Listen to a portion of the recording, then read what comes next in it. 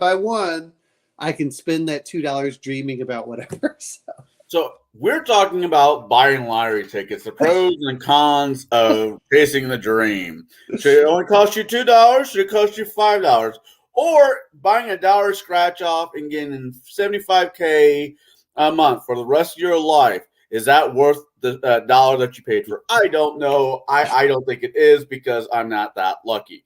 I mean, I live in an apartment in Pekin, Illinois, and I'm single. This is not how I want to spend my 30s going into my 40s. Hey. You made your life decisions. You made. No, I meant. Wait a minute, I'm in the same boat. Shut up. I'm almost 50, so. I have nothing against the lottery system whatsoever. I mean, it works great for the draft. That's a bad joke. It worked really well in that movie too, in deciding who you were going to stone. Oh my god, it's funny. We get off of DM James, which I'm glad that his hands weren't shaking towards the end of that show. I was concerned. I had never seen him do that, and yeah.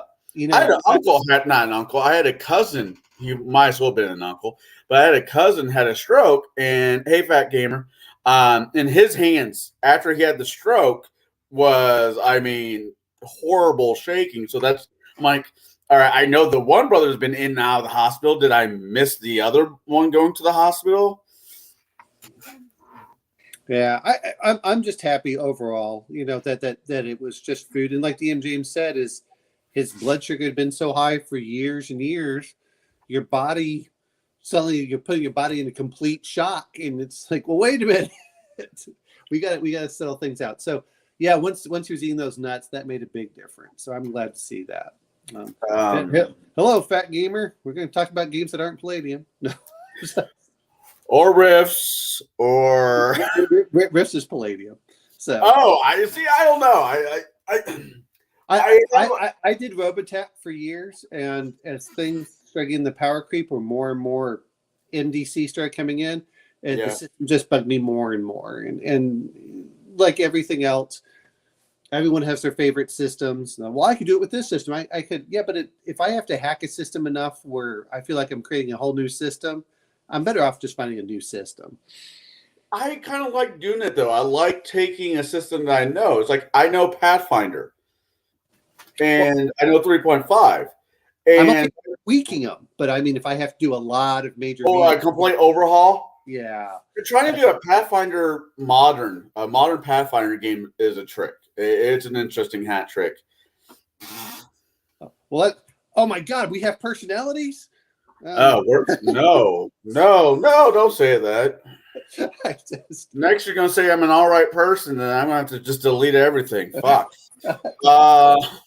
You got to keep that language clean there. I'm past the 30 seconds, and until that hard band comes across, they can kiss my lily Irish ass. I will get a Hello Kitty cat tattoo marked right where they can kiss it. It's funny. I don't actually think I'm all that funny, but I've been told I'm funny. Especially looking, but funny. And my aunt told me if I ever became a comedian, she was going to disown me. I'm like, oh, well, fuck.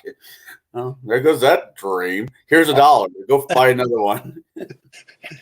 You know what? Spend your time and money on the lottery tickets. You're more likely to win than become a comedian. No. I just don't get it. I mean, I'm not a math guy. I mean, I understand math. I get the principle of math. But I just don't get. The odds are astronomical against you. You have a better chance of bouncing into your favorite actor, comedian, author, whatever, than you do hitting the lottery. And that famous person could be on the other side of the fucking world, and you still have a better chance of meeting them and having a fucking drink with them than you do buying a lottery, winning the lottery. But people do it all the time, and it's just beyond me. So statistically, well, like I said, it's to me, it's you're just going for the dream, and the dream is I pay my $2 and I dream what I would do with the money. But the way it works out is if you're going to take the cash payout, which is the way to go with inflation, is all you do is whatever the lottery is. So let's assume it's 600 million right now. You're going to get $200 million. Well, if you're going to spend $2, at that point, if your odds of winning are like 1 in 300 million, you better wait until it's like, oh, what is it, 2 billion before you could make your money back. But I'm okay with that. What are you going to do with $1? Well, nowadays there's not much. You can't even get a soda for hey, Bo. Yeah. Are you at work, Bo, or can you jump in? Man, I feel bad for missing his game last night, but well, it was fun. I didn't even know we had a game. They just, hey, we're online, and said, oh, okay. And to be honest, I didn't think it was. I thought it was going to be a couple of months from now. I didn't know it was going to be, in a matter of weeks or a matter of 2 weeks, to be honest. And Apparently, Shadow whipped him good. Right. It was like, thanks. Like I said, the wedding just got, as I said in James, I had no interest. I didn't want to go. Then somehow my daughter got talked into it, which roped me in. And they fed me good food and alcohol after everything was said and done. So I'm like, I really can't complain too much. And I didn't punch anybody. Yeah. So I know I've been to one wedding. No, actually, that's true. I've been to 2 weddings. My friend got married during COVID, and was it a video wedding or was it actual wedding? The Justice of the Peace was video, but everyone else was physically there. The woman I'm interested in, I told her as soon as things wrap up with her husband that I am fully admitted into marrying her. I have no doubt in my mind. She's like, I don't want to pay for another big wedding. I'm like, who said anything about the wedding? We're going to the courthouse. She's like, that does make sense. She's like, yeah. She's like, that makes sense. So what about the honeymoon? I'm like, wherever you want to go, because I'm not blowing good money on a wedding where we can go to wherever you want for the honeymoon. Because no one else. I mean, this late in the game, if you get married again, no one's going to, the parents are not going to offer you shit. Well, I'm going to bring a little bit different part. Hey, let's not pay for the wedding. Could you put a down payment on a house? I mean... That's a really good example of let's be actually smart about this. I mean, yes, as a Catholic, I know I should get married in a Catholic church. As a Catholic, I know this, but do I care? At a certain point, it doesn't. At this point, it really doesn't matter. Part of the problem that I have with it is people have this ideal wedding and then ignore the fact that the wedding is the least important part of your marriage. The everyday after is important, and you have to work at it, and it takes a lot of effort. And if you don't have the same goals in life, which is usually family, if you're not marrying for family, then why are you getting married? That's the whole thing I look at. Now, of course, Bo has 3 kids there? So, 20 years of marriage. Yeah. I mean, Mazel tov. I'm glad it worked for somebody. Not on this stream, but I'm glad it worked for you. What? You're Irish, right? I thought you'd rather open an artery than get divorced, right? You stick with it no matter what, no matter how hard it is, no matter how it takes. There was reasons for. Well, I didn't get married in a Catholic church, nor by a Catholic priest. Therefore, the marriage does not count in the eyes of the Catholic Church. No, I might sound like an idiot. I get that. I really do sound the words. You sound like a power gamer. You sound like a dirty min-maxer. Hey, play the game. I play the game that was presented to me. A min-minner. Actually, that's I got started in D&D during 3.5 days, and that's what you did. You became a power gamer. I don't actually like that style of gaming. And Bruce's campaign that not today, but next Saturday, we'll be doing Bruce's campaign. I kind of nerfed my character on principle just because I could keep making a little bit more interesting. And I mean, that's one thing that I like. The problem that I have with it is I don't mind if everyone min-maxes. I don't mind if everyone doesn't min-max. The problem that you get within the party is one or two people completely min-max, and then the other ones are just left in the dust. Absolutely. And that's it's that power discrepancy, which I know a lot of people are like, it doesn't matter. This is one of the reasons I like skill-based systems, Right. because in skill-based systems, not that I always do it, but I can give different XP for different things and go, well, you know what? Your little character over there, and you see this in TV shows and everything else, you don't have to be comparable. Okay, what's the best example? Hercules and his and the guy who was his shieldman or whatever that was handing yeah, the blonde guy with curly hair. No, I'm referring to the you're not talking about the TV show. Yeah, the no, TV show. I'm referring to the when he had to fight the Lernian Hydra. He had a shield bearer with him that had like a spear and things like that. And so as he's going through, he's also handing, as he cuts off the head, the guy's also coming over to burn, where it is. And that's what I'm referring to. I don't need a high level character to do that, but sometimes in D&D, it's like, well, the entire party dies from a fireball. All right, everyone roll up a new character. Oh, only these guys do it. And I that's why I refer to it as you want kind of similar playing field in that aspect. I'm an archer. I mean, my power game is at the tip of my arrow. I'll never be that big fighter or the magic user. So when I want to stick a bead of force to the tip of my bunted arrow and shoot it, that does 5d6, not 5. It does amount of force damage, and there's a kicker. I don't see the problem with it because I'm not the guy next to me who's shooting, the universal power at his creation, over and over and over again. So and this is where the system has to be there. For my games, you might find only one bead of force per adventure. So at that point, you're saving that up for the, it's the smog and the black arrow.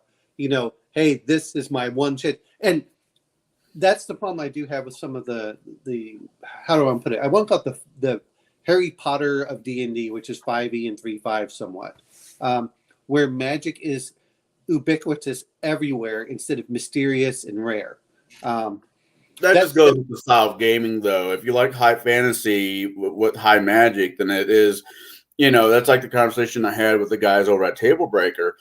In most of the campaigns, the homebrew campaigns I have, dragons are the source of magic. Once the dragons go, the magic goes with them. Again, I'm not against in the way that people do it. It's just you have to understand that if you want to play a Harry Potter style game, that's what you're going to kind of expect. Yeah. If you want to play a gritty game, then you have to go over here. And I've seen, whatever hacks that they've done to 5e. Right. The problem I have with the Gygaxian fantasy, and it gets bigger with every edition, is that take an 8th level fighter with no magic items. What is he? He's tough, but he's going to get waxed by the 8th level wizard with no magic items. So why does the game have to become so dependent upon kit? What do you mean by kit? Are you talking about 2nd edition? No. 3rd edition, 4th edition, 5th edition. Magic items. If you don't have magic items, you don't have it. You don't have a character. That other comes from literature, though. I mean, throughout most literature, even in old literature, the hero always had something magical on him. Yeah, but in literature, it was one magic item. King Arthur has Excalibur, King Arthur's still the baddest mother in the room without Excalibur. Well, and here's my thing: Excalibur was not the real power of what the Lady of the Lake was. It was the scabbard. In some of the myths and legends, that's true. The scabbard, he couldn't be cut. So, and you see that in there. The thing is, everyone looks at Excalibur and ignores the fact that the real power was from the scabbard, not the sword. The sword was what you showed off, and now it's like, the sword is just super powerful. Now, I think even she, and if you look at it, King Arthur dies at the end with his half bastard son, or whatever, with Morgan Le Fay, which was his sister. Anyway, his bastard nephew / son. Yes, his bastard. Yeah, I mean, that was the weird thing that was in there, but when does he die? He loses the scabbard, and that's when he can get killed. That's the. But my point still stands. I mean, Beowulf killed Grendel with no magic items. And you know what? If you actually read 5e, that was supposed to be what occurred. The problem that I have with it is, and I'm not against the Gygaxian stuff. That I agree with you. Is that's one of the things that I really hated was, oh, I found a +2 sword. Let me just throw this behind me, and I'll get the +2, and the +1 is trash now. Team 5e knocked that shit off. Because even with the +1 magic sword from level 1 to, well, most campaigns bounce out about 15. A level 1 sword will get you from 1 to 15. Hell, if done right, a level 1 sword should be able to get you from level 1 to 20.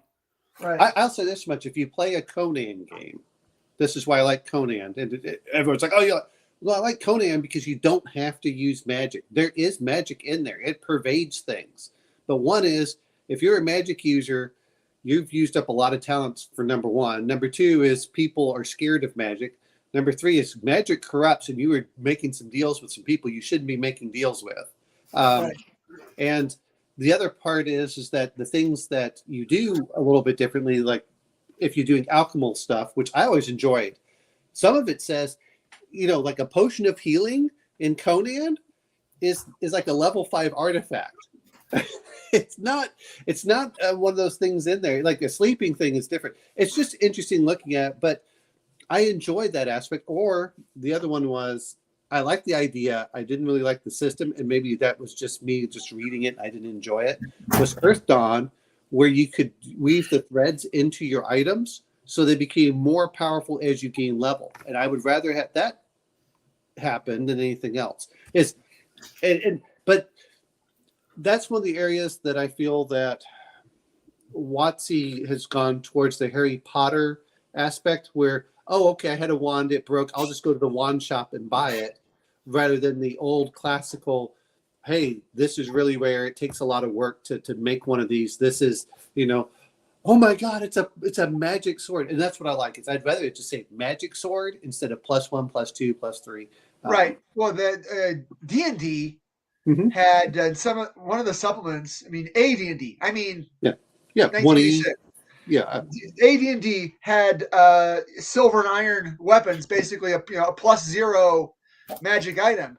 Because if you're a hero and you have to kill Grendel and you have to have a magic item to do it, the sword doesn't make you better. The sword allows you to damage monsters that can only be killed by magic items. That's a powerful thing, especially in a game like Conan you're talking about.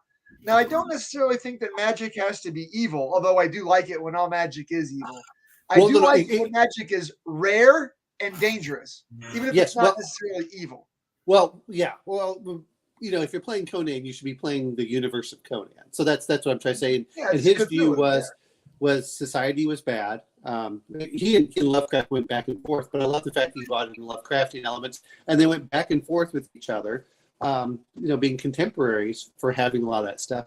But yeah, Robert E. Howard, when he went through it, it was you're making deals with otherworldly beings to get magic. And to be fair, Call of Cthulhu is pretty similar on that. But it doesn't mean that you can't have some things that are magical-esque.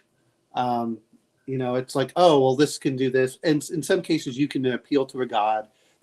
I like Conan because it forces you way down. I like Conan because you don't have all the races and stuff. You're playing a human. You're playing a certain thing. It really kept it grounded.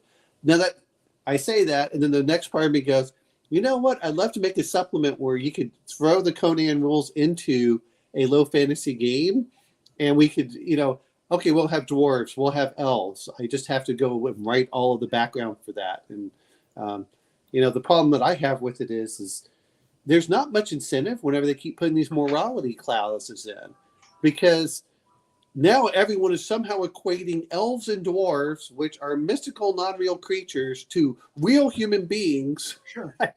And so I can get canceled for having one evil being against another evil being because they say that it represents something in real world.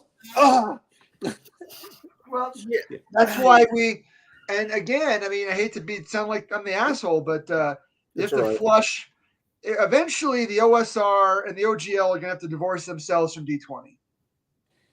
I'm okay with D20. I mean, I didn't mind the cipher system so much. I don't mind all the OGL rules, all of the base core D&D rules, because it's just going to come down to us versus them, and we're going to have to decide.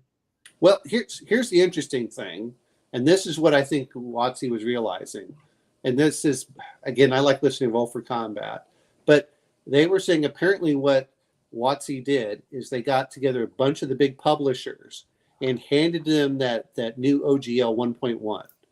And none of them, I think only like a couple actually were willing to sign it. Sure. All the others just said, okay, thanks. And they did not respond back. And then when they came back, going back and forth. So apparently the guy for, I don't know his name, but the guy for Roll for Combat was getting a few different people from a few different publishers saying, hey, this is what WotC's sending me.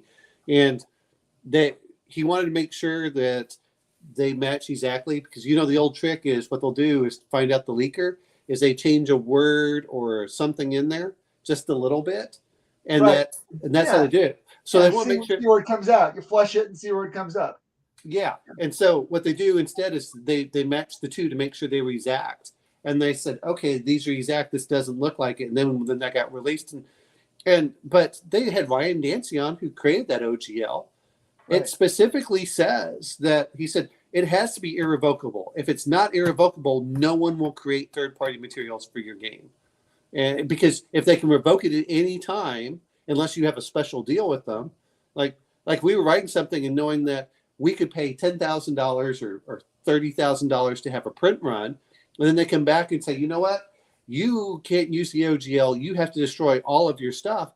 None of us would be like, we're not going to invest $30,000 or $40,000 to make books. We're done. We're out. And so he said it had to be irrevocable to get people to sign on to it, and that's implied in this whole idea that it has to be in there. What gets me about it is they had the co-developer, they have the original person that did it. They can explain why it was created, and look at what happened with 4E. 3E was doing really well. I was surprised in the number of books I found when I walked into a hobby store. I didn't even realize this. It was like 2008. I'm like, what the hell? There's just like shelves of 3.5 books. And then, and third-party publishers and everybody else, and places like Privateer Press, and a lot of them all went in there. 4E came out, and no one really jumped on 4E because they had that license that didn't allow people to make stuff for it. You're right. Okay.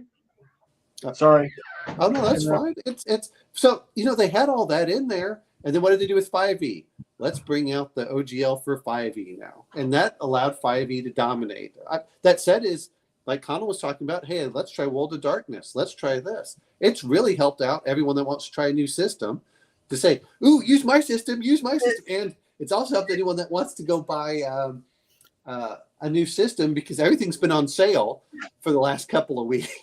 It really shoved a new breath of air in Pathfinder 2nd Edition, which by most accounts was a dead system. I mean, yeah, there were people playing it, but it did not have the huge response that first edition Pathfinder did or 5th edition did. And everybody was like, "Oh, that's kind of cute," and it's crunchy. Oh my god, Pathfinder 2nd Edition is super crunchy. It makes, quoting a friend, the difference between 5e and Pathfinder 2nd Edition. 5e is a game that, I have a coloring book, I'm going to color. Pathfinder 2nd Edition, hey, this is the new math workbook that we have to use. And go for it. No. By my understanding, and again, this is all I'm hearing third hand, just from stuff on the internet. So it doesn't mean. Apparently, in 2 weeks, they sold 8 months worth of stock of Pathfinder. My local game shop can't. No one. Well, they stopped printing. I guess they stopped printing 2nd edition books. Paizo, for whatever reason, a while ago. I don't know if it's true or not, but that was his theory because it just wasn't. Pathfinder 3rd edition might be a thing coming out. Really? And he calls his people. It's like, yeah, I got like 2 or 3 books here. Maybe another guy has like maybe a book where he doesn't just buy a book. The game shop owner, he buys like a box. A pallet. and he's like, it's crazy. Hey, multi-gun man. I can say this much: Paizo was still printing the stuff out, but they said they had their warehouse. They probably put in enough. I don't know what the runs are, maybe 10,000 or so that they do a run, because that's what I hear when you get the really big discounts. And Right. they just leave them in the warehouse and they slowly, dwindle them down. Well, apparently they ran out because so many were being sold in the last couple of weeks. And my friend, I use him as my baseline because I think he matches the average D&D player, but far better than I do. Because I buy like everything, you see my wall of books. Most people have like 5 or 6, but he decided to do. He was looking at Pathfinder. He was looking at other stuff. I said, "Well, you enjoyed Conan. Your wife enjoyed Conan." I said, "Yeah, we did really enjoy that." And those are the. Owen, that seems interesting to me because my normie friend, my 5e fanatic friend, he didn't even really pay attention to that OGL stuff. Exactly. He didn't even really notice. And he's on 1D&D and all the things. Well, he noticed because he was one of those I call that were kind of sucked in with Critical Role, sat there, watched Critical Role. I think he played some of 4E. When Critical Role came out, he enjoyed it. So of course he's been listening to a lot of the influencers, about stuff. And all of a sudden when he was hearing it, for him, not that he buys a lot of third-party books, but he went, "Oh, wow, this might affect my ability to buy third-party books to get the kind of games I want to run or things like that." Even though he does mostly homebrew, he's like, "Well, I bought this one called Tales Lantia. I want to play that one. I'd like to do this." So for him, it's giving him an option. But he said, "Yeah, even people that are looking at doing going to the movie." He said, his friends were willing not to go to the movie, and these are people who only play 5e. Right. Now, I'm not gonna lie. I'm still gonna go see the damn movie. I'm going to bring it this way. The way I am is when it's on Netflix or Hulu or someplace, I'll probably. Oh no! I believe in supporting your local theater. It's not much. I used to. Well, one of our theaters is closing. Well, I think our IMAX theater here is closing. I don't mind if I go to me. I kind of want an experience if I'm going to go down, but I'm going to go with my friend. I really don't care one way or the other. D&D really isn't my system of choice, and they didn't really seem to care about. To be fair, they don't really care about the 1E, 2E clones because those are negligible to them. What they're afraid of is they were afraid of like Paizo, like Connor was saying for first edition. And first edition Paizo, because it was so similar to 3.5. Yeah, 3.7.5, right? Yeah, they basically said, well, since D&D isn't doing the system we're familiar and like, we're just going to go over to Paizo. So Paizo was outselling 4E for a while. What's so funny? Oh. You're going to watch it with me. You get no say. Well, if you guys go, that's pretty cool. I'll end up probably seeing it twice, to be fair. I'll probably see it. I know I am going to see it with Kai. My oldest stepson has some interest in it, and I don't get to spend as much time with him as I'd like. So if he says, "Hey, let's go watch a movie," I'm not going to say no. I mean, he's 22 years old. He's a great kid, full-blooded Aspergian. So, it's always somewhat of a trick to figure out what he does and does not want to do. So all the time what he doesn't want to do. Right. It's like I tried to get him to go see Violent Night with me. Not Bad Santa. Wow. Yeah. Well, you're 22. So no. Yeah.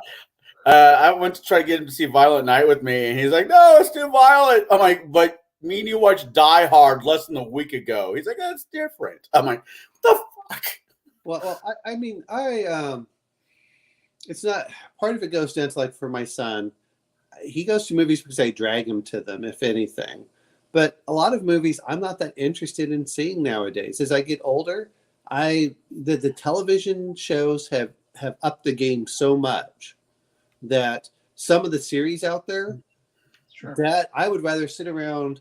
Oh man, no, you're completely right. What's the show I'm watching? Thinking, Arrow and Flash. Arrow and Flash for the first 3 seasons was better than the last 20 years. Not last Oh God, almost last 20 years worth of DC movies. Right.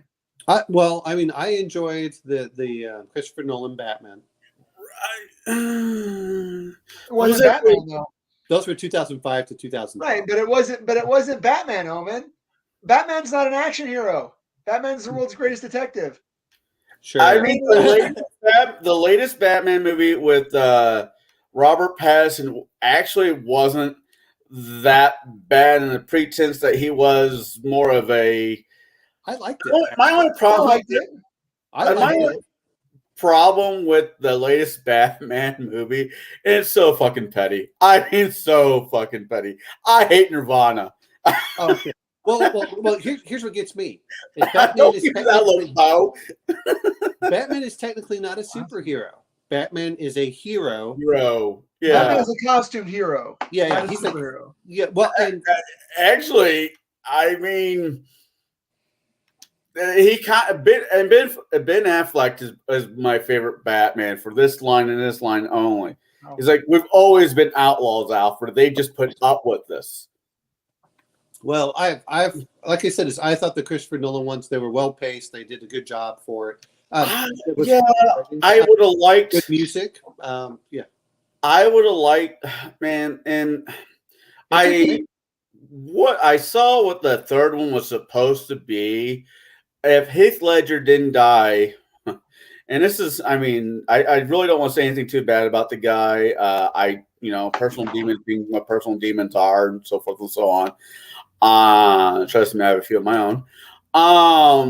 The movie could have been, if he didn't die, I think, in my opinion, the third one would have been better. I'm not saying it was bad, but when you have Matt Hardy, who sounds like Hannibal Lecter, let's go play the game.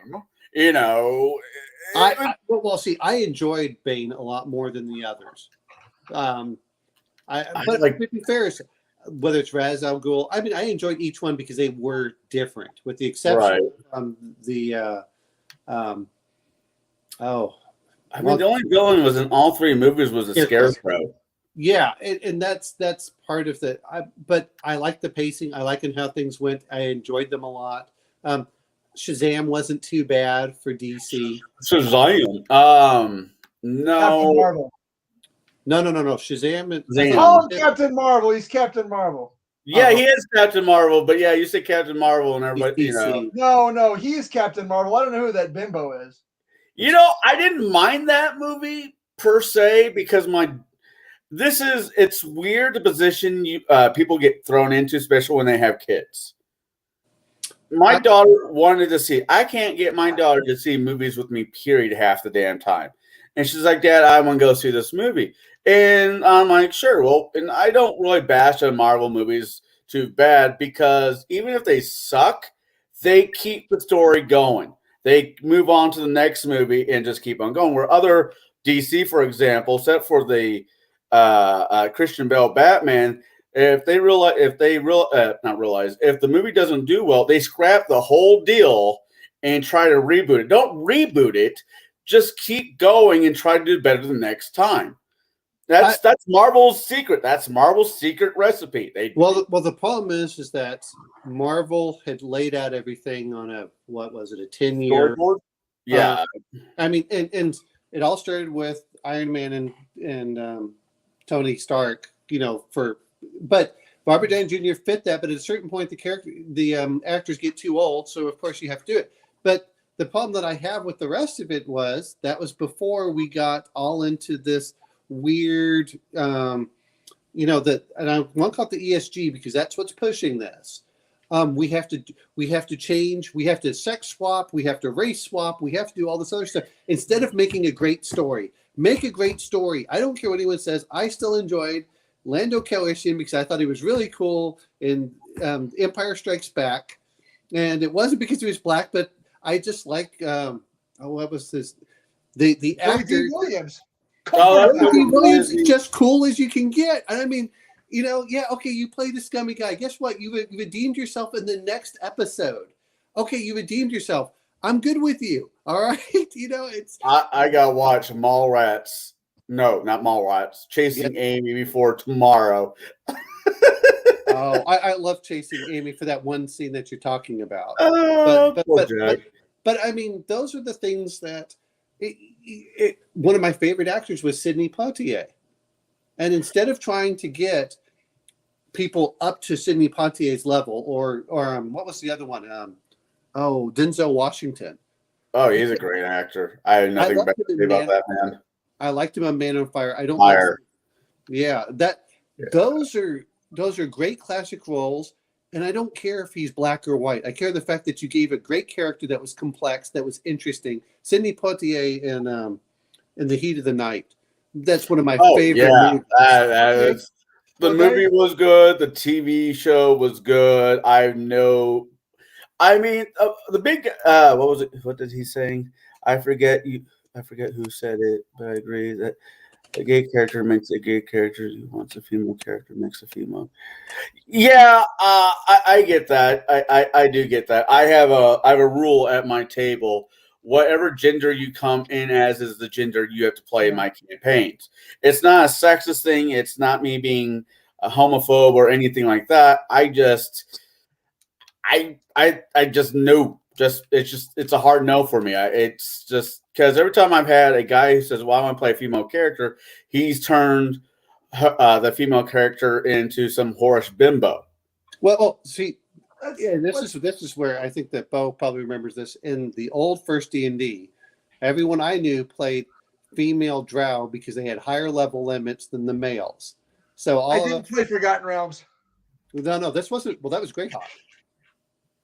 There were drow and Greyhawk, not PCs. You couldn't play drow, and I don't think you could play drow in second edition. I thought you could play drow in first edition if you look at the Unearthed Arcana, and it was drow. No, if you look at the drow were from the G1 series, G1, 2, 3 up to D1, D2, D3. That was all Greyhawk. Yeah, but no, my whole thing is make good characters who are not defined by their race or sexual orientation. Well, when the first Iron Man came out, and they said that Samuel L. Jackson will be playing Nick Fury, I'm thinking, oh fuck, that's going to be amazing. Mm-hmm. Well, that's because that movie is based on the Ultimates version of the Marvel Universe, which is not the same as the Marvel Universe that most folks know, and the Ultimates is different. It's got weird kind of. Now, you want to talk about, I'll tell you what I hate about Captain Marvel. I hate that movie because it tricked me. It tricked me into seeing it, and it tricked me into enjoying the first half of it because it was a nostalgia trip that appealed to my generation. I could tell you exactly what point in time that movie took place within 3 months just by the cars and the music and the pop culture references. I was sitting with my wife, and I said, this movie takes place in May of 1995. And you see the calendar, and it was June of 1995. I was within 3 months based on the music, cars, and pop culture references. And then they squandered the characters of Nick Fury and Agent Coulson by making them Laurel and Hardy. Well, and what gets me is if you watched screw them and screw Marvel.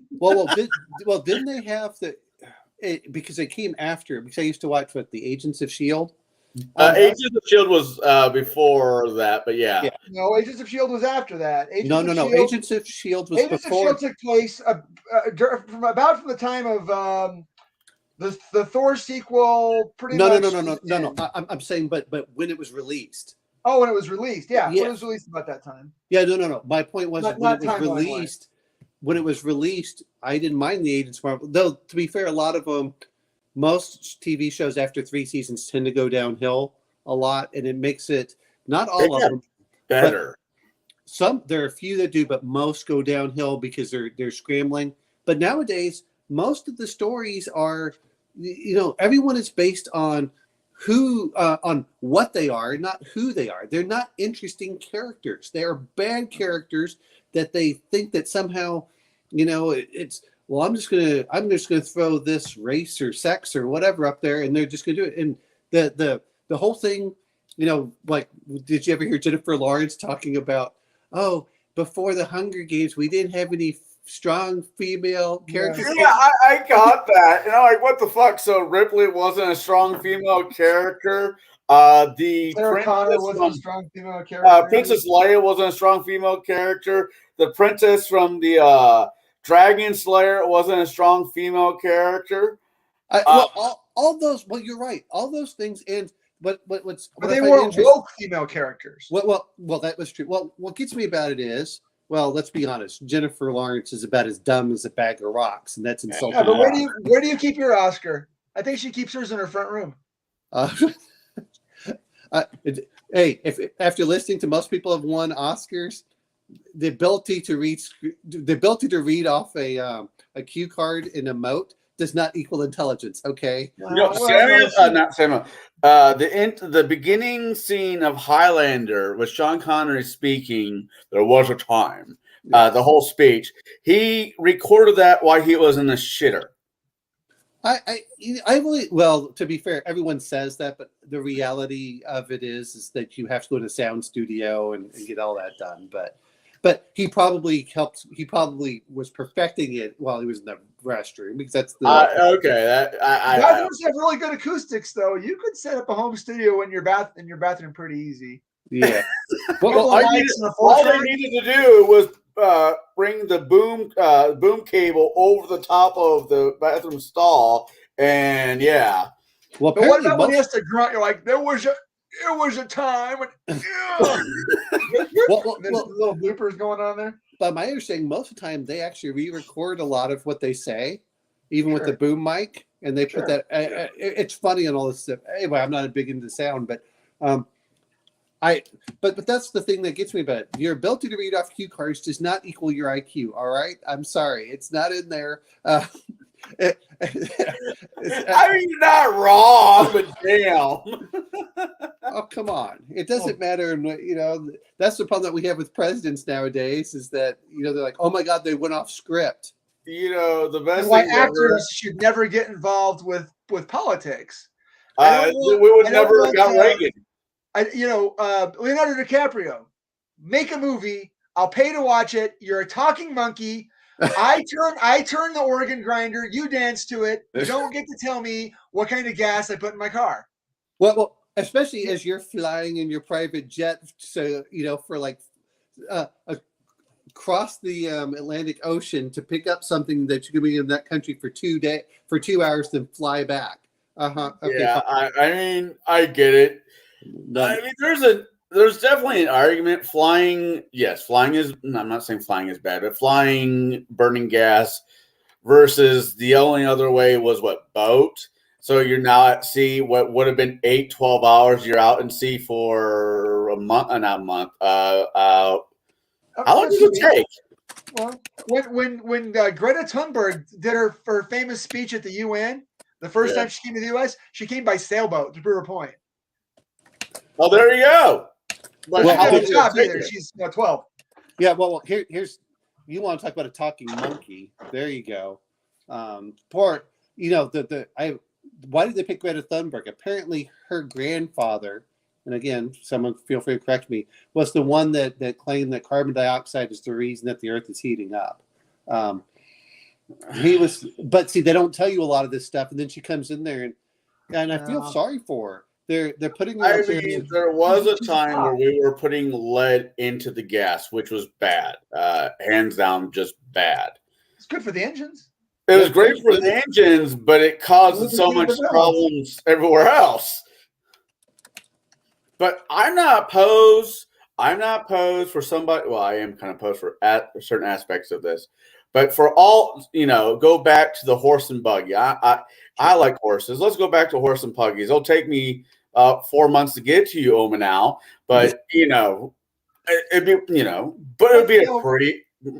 You're missing the point, though, Connell. The point is not we should go back to to horses and buggies. The point is, I'll go back to horse and buggy when the president goes back to horse and buggy. He doesn't get to drive around in an armored limousine if I have to take the bus.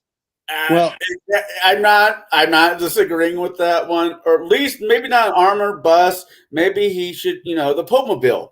It is just a normal car that he has to sit in that has a bulletproof cage around him. I'm okay with that. I think that it should just be purely solar powered, and that's all that they can use. I was watching a video about solar power. Not solar power, those electric cars, which I think are neat. I have a friend who has a Tesla. Oh, fun. Absolutely. I think it's They're fucking neat as fast. hell.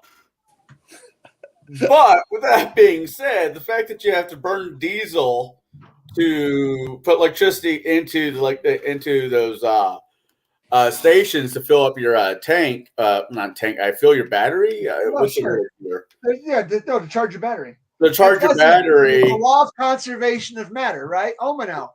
It takes more energy to make a PV panel than you can ever get out of it over the course of its entire life. Well, I'm going to be, everyone talks about these things, but at the end of the day, the same is true no matter what you do, because you're going to lose energy from going from point A to point B. It doesn't matter. But it's like, what can be useful energy that we can use? And I'm not even against solar panels. I love to have solar panels. However, I'd also like to live off the grid if possible, where that can go. But even solar has become more efficient. It's not practical is the problem that I have with it. Uh-oh. Okay. All right. Now the different we have Connor a fourth filter. guest. We have a Yeah, fourth I want guest. this new computer to break. The Connor filter needs to be now put into place. Give me a second as I screw it in. That's better. I see children. No, I mean, the problem that I have with Did you get a it is first that they're deciding where to put their thumbs onto things, and Yeah. that have nothing to do with, like, I'm anti-pollution, but I'm sorry I hate to tell you this, the Earth used to be a lot hotter than it is now, and the way it's heating up now is fine. We're in a glacial period. Yeah, exactly. We're still slightly exiting an ice age. We're interglacial. We're Yeah. exiting an ice age. We're heading out of an ice age. I didn't know that term. Thanks. I'm not being a smart ass. I did not know that term. So, We have this. yeah. A smart mouth. A smart mouth. Oh, no, well, but a lot of these things, I think, is, again, I want it to be efficient, but I want it to be practical. And the problem is that most of these things, in no point do they seem to care about the human beings that they're impacting. That's what I find really disgusting about all of it, because they're like, you know what, this is a perfect opportunity for you all to suffer. Just like, and I'm going to get a little political for this one point. When I heard Victoria Nuland yesterday talk about, I'm sure that you're glad that the Nord Stream pipeline is a bunch of, what is it? Metal, rubble, and concrete. I'm sure you're happy about that. All I could think is, look, you witch, that you're causing people in Germany to freeze to death because you were quite happy to do that, instead of saying, you know what, we need to find a peaceful solution that works the best. What they want is more war and bloodshed, and they don't care who suffers. And if you don't care about your people, then why would I ever listen to you? Yeah. No, Actually, it's kind of funny. Before I started this chat, I turned on the TV momentarily just to see what was going on, which is always my first mistake. Yeah, that's mine too. And Red Dawn's on, not the new one with Christian Hammond, but the old Patrick Swayze one. I'm like, I told him that I'll be on tonight. Crap. I'm not going to be able to watch this. Then I flip the channel, and Poland is gearing up for ... with Russia. I'm like, wait, I thought I turned the channel. Well, you know what? And I'm sure that Bo remembers this. Do you remember that we used to, in the early, or well, I guess in the 1980s, we thought that Twilight 2000 was something that could occur. So we were kind of playing in that world. I never thought after post 1990s that Twilight 2000 was just off by about 20 something years. No, it was ABC had that made for TV movie about that nuclear war, that nuclear strike, and the survivors in the Midwest and Kansas or someplace. And I was about 10 or 11 years old when that came out. And that movie scared the bejesus. I mean, I know people talk about, like, the 60s is the height of the Cold War. I beg to differ. If you live through the 80s, 99 Red Balloons, Hey, I know that song. Reagan's Star Wars, man, the 80s. That I scared. I mean, I went to bed every night just to sure I'd be reading by the light of mushroom clouds over Phoenix. So for me, and this sounds horrible because I grew up around the military. I was 8 years old, and I was part of an evacuation plan. And what I mean by that is the day after. I remember my mother putting me on a bus so we could practice evacuating when the Soviets went over through the Fulda Gap. Right. It's funny you talk about. It's not funny, but it's kind of funny in a roundabout way. Haha. At least from my point of view, was I remember reading up until like 90 something. I don't remember when it laxed up over here. 95. I don't know. I think it was 95. I could be wrong though. Right. Anyways, maybe it was. When did the wall go down? 1989. Yeah. Okay. Things didn't really start opening up until the early 90s, though. Okay. I just, It really opened up, yeah. Speaking of Glasnost and Perestroika and all that? Yeah. Right. Sorry to interrupt you. If I really enjoyed it, if you don't mind subtitle movies because it's kind of funny, go watch Goodbye Lenin. Yeah. Anyway, I'll sorry, have to check that one. Oh, I'll get back to that subtitle movie. That threw me off. But we'll get back to that here in a second. See, we were doing different over in Ireland back in that era. We were doing different types of okay, if this happens, this is what you got to do. It wasn't the nuclear strike. It was this is what happens if your neighbor house is in the wrong location for the tank to go off. Drills. So I get it. I get it. It was a little bit different for me than most. Well, I mean, the thing that if you look at what was like he was talking about the 1980s, look at what happened in Chernobyl, which was 1986 or so. Oh, good, yeah. This is, and I was in Germany in the early 80s, so I followed a lot of this. I remember the Pope being shot when I was in Germany because we only had AFN. Still to this day, I'm a news junkie, unfortunately, but everything on the news was everything was going on and I said, well, this is where my father can go. So I was reading up on all sorts of this stuff. And a lot of my father's friends were Vietnam vets, or my friends' fathers were Vietnam vets. So I got to hear stories about that. It was really, but I remember the Green Party coming over protesting. Hey, we're going to, we don't want, what was it, the Minuteman missiles on our thing. Oh, yeah. And from the 1980s, and this was like 87 or so. So, we were still, things were cooling down, oddly enough. In the early 80s, everyone was freaking out. But if you actually look at it, we started getting détente and they started having the communication and things started getting better. And they started talking about reducing the number of forces in Europe and match to match. And so they started bringing the down. So we started having these good interpersonal connections. But if you look at what the original German army plan was that if they were attacked, the German army was going to drive into Hungary and ignore the Soviets. They were going to let the Soviets come into their country and say, you know what, the best defense is a good offense. But people also forget the Soviets had someone asked one of the Soviet generals, what was your defense plan? This was in the 90s. What is your defense plan? And he said, Antwerp. Yeah, Antwerp is in Western Europe. It is not over in the old Soviet bloc. That was the defense plan. But that was the idea was they said that at the time they said if the Soviets wanted to invade, there was about a 7-day leeway where the U.S. would know and understand it. There was a lot of different things. It was really interesting, but that was the time when people were willing to fight and understood that there was a real threat, including my father. And I said, Dad, I don't think that you find that generation anymore. So this whole idea that they're going to go into World War III, I said, who are you going to get to fight your wars? Because I'll tell you this much, and I don't know how Bo feels about this.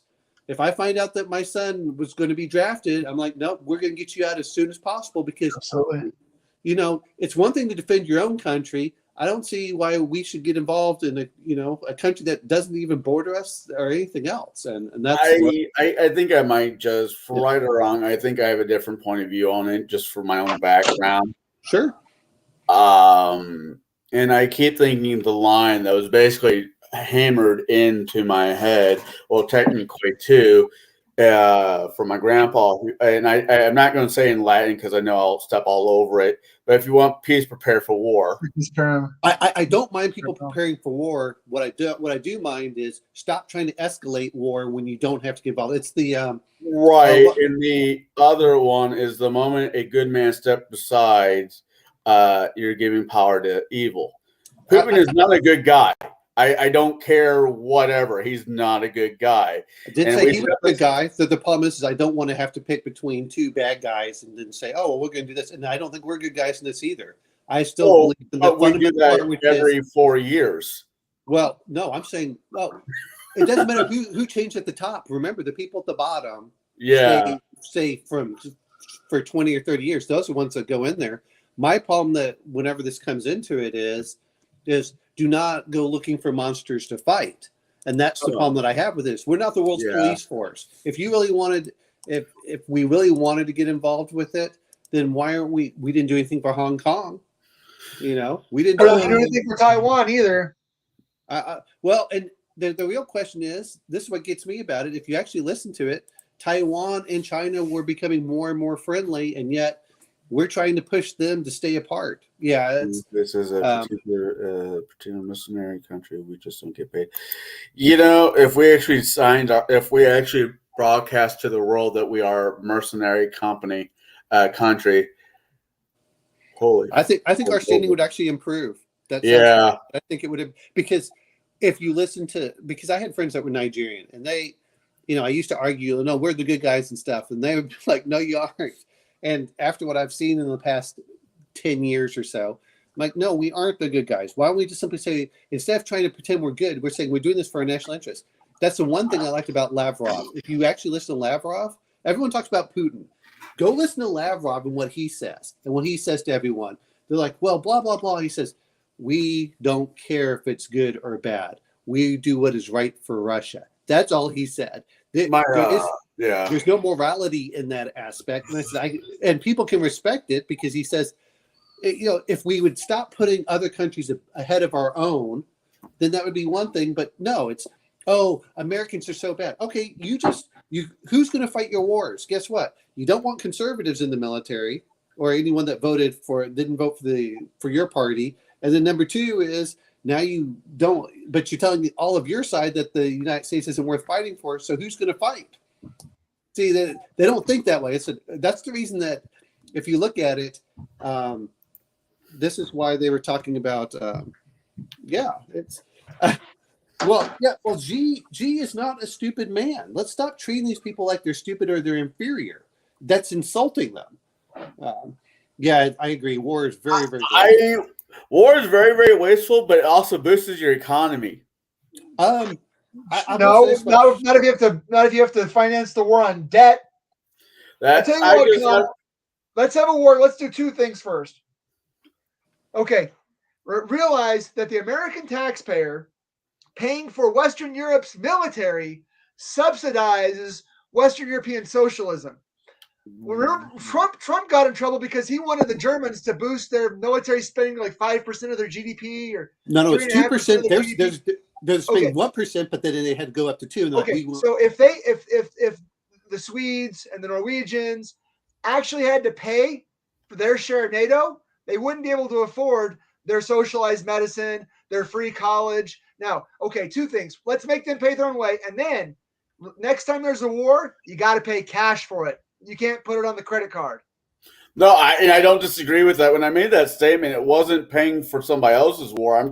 I was thinking for us for us. Well, for United States, Raytheon or Lockheed or Boeing, you'll make money on the deal. Well, here's what it comes down to, and this is what people forget about. Go look at the old colonial army, which, by the way, is a bunch of militias. It's not a unified army like it was portrayed in there. There were like 100 different fighting forces in the colonial army, and some of them went home because they had to defend their own homes instead of staying with their army. It was not like what we were used to.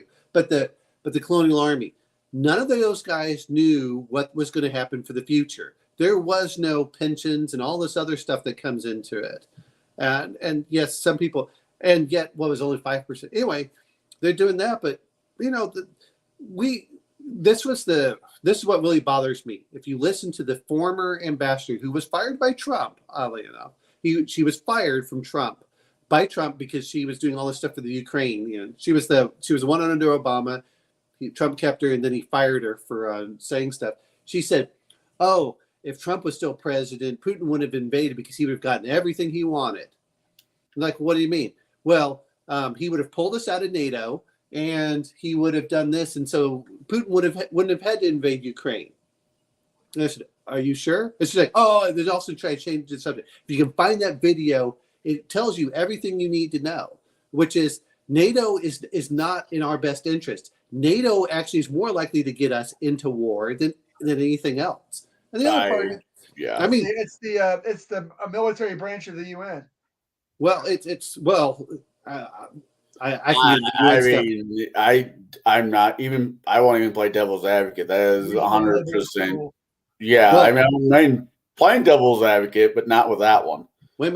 NATO is not the one doing the UN. What we No, do it is does what the UN wants. They're globalists, is what I'm saying. Yeah. Well, we pay. Well, this is what it gets me is we pay these countries to go out there. Anyone look at what happened? Was it Nepalese, or it was one of them? There were two things that really gets me, that I get really aggravated. One was the UN. I don't know if you saw that when Elon Musk tweeted it, when the UN was doing food services, and the military that they sent out there was getting sexual services from kids, so they could be fed. Oh, That was one. Number two is go look at the cholera epidemic in Haiti and what happened there. And they traced it back to one of the military units from a third world country. But at the end of the day, if your country's worth fighting for, then you'll fight for it. That's what gets me about it. Where's our threat? Where's our threat? We got Canada. I'm not really too worried about Canada coming and invading us. We've got Mexico. Okay, actually, if you ignoring the all the illegal immigration, which oddly enough are not Mexican, and that's really being fomented by our people in here. But I said, okay, that's it. Those are our threats. Who else is going to threaten us? I don't mind having a strong Navy. We can sink anything out there if we have to protect our own country. Why are we doing that? I mean, I don't see why they would. Realistically, it would never happen, and this is just because I watched Red Dawn. I saw like a glimpse of it, I think of Red Dawn. Russia went through Alaska, but they have to go through Canada to get to us. Well, if you even look at it, Russia wouldn't. There's a logistics aspect that you have to go across. I mean, regardless of what anyone says, and this is what I noticed, it's not that the American military is that great. It's just so much better than everybody else. It's not even that. It's just we're not a part of the European continent. We are our own continent with neighbors that piss us off, but we're not ready. We're not going to go to war with them. Well, but that's my whole point is why are we worried about Europe? Europe can take care of itself. It has 600 million people. It has a good manufacturing base. It has a lot of this stuff.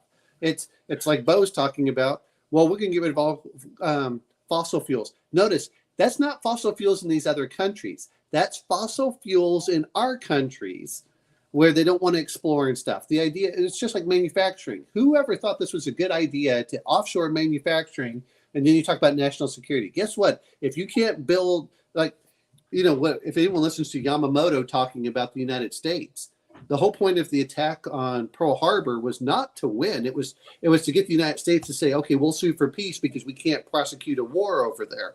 Well, that didn't work when they didn't take out the carriers. And then he said, the American industrial might is going to crush us. We cannot win this. It took years, but I mean, that was the big aspect. But right now, all I see is a bunch of money laundering into one of the most corrupt countries in Europe to go fight a war that should have never been fought if we hadn't tried meddling next door to them. I mean, I'll be honest, if we saw Russia or China meddling in Canada and they started putting troops there and they were talking about putting nuclear weapons, all of a sudden Montreal and Ottawa would be occupied by us as well. I mean, you don't have to agree with whether someone's good or not. You just have to understand that they're going to look after their own interests. They don't care about this globalist project. And when you hear the German chancellor, was a chancellor or foreign secretary say, I don't care what the German people think. We're going to support Ukraine no matter what. You represent a government and the people within it. Yeah. I don't know.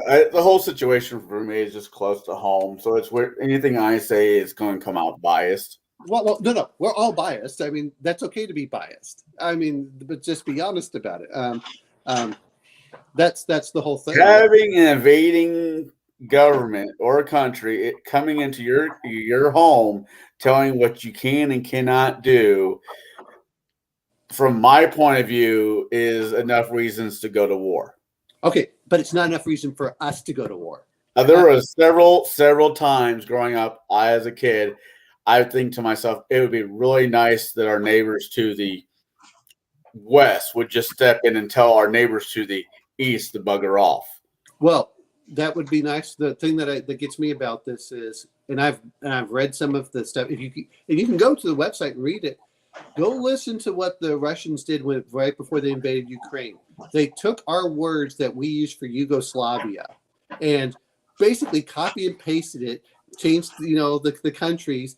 They took the exact same stuff. That's what aggravates me. They use our own words against us, and we have no moral authority because we squandered it over the last 30 years. That's what I get so angry about. And that's why I'm saying we're not the good guys. To me, it's just like when you look at Afghanistan. Why in the world were we supporting people who were doing the Bocce Boys? If anyone's familiar with Bocce Boys, just think that it's child sex slavery.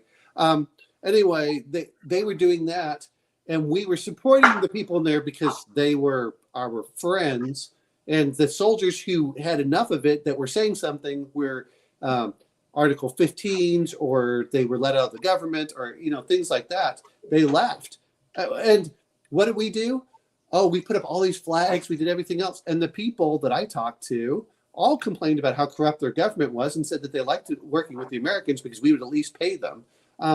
But that's what gets me about it. We blew goodwill by really not wanting to win a war. And I was in 2012. We didn't want to win Afghanistan. That's what gets me about this. We could have won Afghanistan. We chose not to. We didn't want to win there because it was a money sink where we could get all the weapons. Well, it used to be. Now we're sitting F-16s. We're sitting M1 Abrams. They're not going to do anything except this is what no one tells you about this. Ukraine is putting up, it's a Lend-Lease program. So what they're saying is, you'll have to pay us tomorrow to get the weapons today. and all we're doing is bankrupting Ukraine. So even if there's a peace, they're in our back pocket and like, well, we can exploit these resources. We can exploit these resources. Well, who's that helping? It's not helping us. It's not helping the Russians. It's not helping the Ukrainians. And at the end of the day, regardless of whether it's Zelensky or Putin, which are both bad people, and I don't support a neo-Nazi regime, which they are, whether people like that Azov battalion is neo-Nazi 100%. And I go, great. I have the choice between an ex-KGB agent or a neo-Nazi. Could I just say, no, I step out? You guys, I'm done. That's the way I feel about it. But instead, we're playing that game. And yes, I saw the stuff with McCain next to the neo-Nazis in 2014, smiling, warmonger, may he burn in hell. And what gets me about it was in the 90s when they were or early 2000s in Chechnya, he said the Americans should go into Chechnya to help the Chechens against the Russians. What idiot are you? They still have nuclear weapons. They still view it as Russia. We're not going to back off of this. That's like if suddenly Texas left and all of a sudden Russia or China said, you know what? We're going to support you and bring all our troops into Texas. Do you think the United States is going to put up with that? No. Anyway, sorry about that. That's going to go over like a lead balloon. Yeah. Fart in church. Yeah, exactly. Fart in a punch bowl. Well, anyway, back to games. No, it's actually, the Hangouts, the way I treat Hangouts, and I think I said this to you before, Omen, is we talk about whatever we want to talk about. If I say, we're talking about whatever in the, description, then we're going to talk about the Hangouts is kind of like how Max's Friday Night Chill is, where just whatever we want to talk about, we'll talk about. That's how I'm treating it. I know, but I to be honest, I play games to get away from all this, where Sure. we can pretend to do all this. Even if I play a dystopian game, I don't I want got to. that. I got the dragon that Oh. Shadow sent me substantially built. Oh, fantastic! Wow. That is really cool. But I bought a hot knife at his recommendation. I never used a hot knife before. A hot that's what knife you were is doing. the, Okay. the bastard love child of a soldering iron and an X-Acto knife. And so I'm trying to get it off the sprue, and I end up cutting one of the dragon's fingernails off. Oh no! So I built a new one out of green stuff. You know what? The other thing you could have done is when you painted it up, is you could have made it look like it was bloody, where it had been cut, and Well, it's just what I could have done, just left it jagged, and I might still. What I'll do, Omen, is when I get it primed and base coated, I might go over it with a razor blade or a X-Acto knife and score some scratches into the claws. I don't even know what they're called. The wing end. No, the ends of the wings. You know, yeah, the little fingers, toenails I guess. that they have on the dragons always have on the end of their wings. Anyway, I put a bit of green stuff, and when it sets up, I'll get a little bit of Vaseline. And all right, kids, when you work with green stuff, when it starts to set up, you get a tiny bit of Vaseline, and you put your fingers or on your sculpting tool, and you can sculpt it like clay, but you can't do it until it's not tacky anymore. Okay, I'm gonna ask you a quick question, guys. It's completely off of the whole politics. Your dragons, hexapeds or quadrupeds? Chinese dragons with no wings. I can't argue that. I was about to say those are not fucking dragons, but they are dragons. I personally think dragons, in my opinion, are. Do you like them with 4 legs and 2 wings? Yeah, I like them because if they're not that, they're drakes. Like the whole Game of Thrones movie, TV series. Those to me were never dragons. Those were just overgrown drakes. But that's the Gygaxian influence, right? That's pure. That's No, I saw that in the 1980s with King George. With St. George and the Giant Slayer. They have a lot of sculptures where they show them with 4, with the claws and the back claws. Calling dragons without forearms drakes. I mean, that's something that's the nomenclature that we invented so we can all be on the same page. That's fair. Because as much as I pick fun at the Welsh people, at least their dragon's correct. Wow, and it's on their flag even. Yeah, but no, I grew up with St. George and the Dragon, being 4 armed, 4 legs and arms and a tail. That's to me is a proper dragon. Now, quoting a friend of ours, your miles might differ when it comes to what your design is, but as a whole, that's what I consider a dragon, and it's all right for other people to be wrong. Well, and then, what if your dragon? You have to agree with me 100%. You know how this works. Otherwise, we can't fight. No. Yeah. I know. It's part of me goes. I like certain ones. The other thing is and I know you guys did one on dragons. I like the lower hit point dragons that are meant to be at the lower stage, just because you don't have to be super high level. I understand where they come back and forth. I sometimes like the DCC dragons, where you don't have the character's only limited 10th level, and I'm looking at this dragon like that dragon is more powerful than stuff in 2E. That's where I differ with some of our friends. If I'm going to throw a dragon into combat, I don't want it to be a 1-round chump. I want it to be a round lays for 4 to 5 and make the players go through the resources. Last Monday I was running Rise of the Runelord through Pathfinder. It's a Pathfinder game, and they're dealing with their second ever dragon, and it was an ancient red. Not ancient, adult red dragon, and which I guess at that point it would be ancient. Anywho's, and it technically has a path that it has to go. Once it's done with this path, it flies off. But it says in the book, if the players try to attack said dragon, the dragon will retaliate. I'm like, okay, well, I know how my players are. I know exactly how this is going to turn out. So I went to D&D Beyond, which, D&D Beyond is really awesome if you don't want to buy all the books. Because all you need is basically right there, especially if you have a friend who already bought all the digital books. Right, So it's a fun tool. It is really a really cool tool to have. I have access to. Anyways, and the wizard / warlock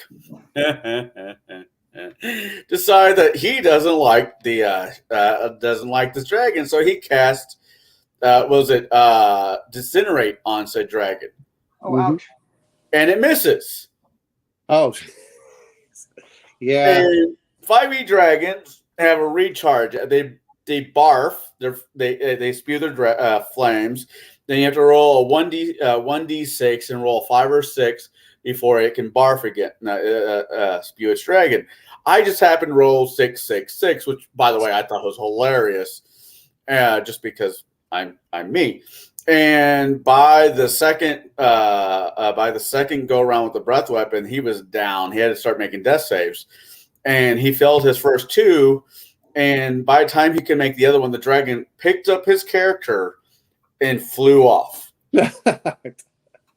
And because who he made a pact with for his warlock abilities, this could come back and bite the players in the rump later on. I don't know if Bozo has one. No, the door closed. We're fine.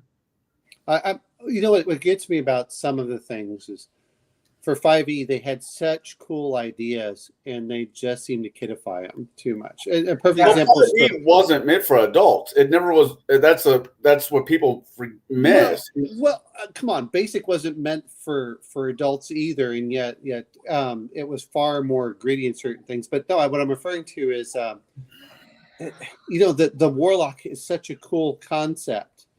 But mechanically, they don't put a lot of stuff in there to bring the negatives. The same thing with the tieflings, the drow. A lot of this stuff they'll put like one line that says, "Well, ask your DM if this is allowed first." But in the old one, for drow, that was a death sentence from just basically any good race out there.